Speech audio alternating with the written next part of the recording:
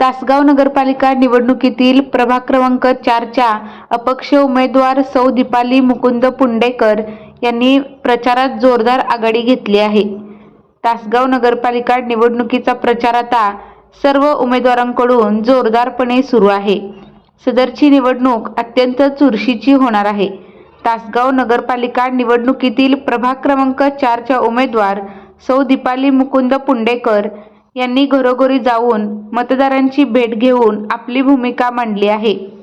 त्यांनी प्रचारामध्ये आघाडी घेतली असून त्यांना राष्ट्रवादी काँग्रेस पक्ष अजितदादा पवार गटाने पुरस्कृत केले असल्याने या गोष्टीचा त्यांना राजकीय लाभ मिळणार आहे.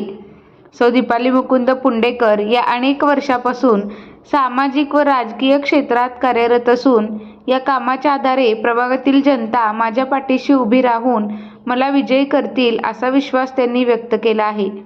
महावीर कुत्ते, महाराष्ट्र न्यूज, तासगाव प्रतिनिधी.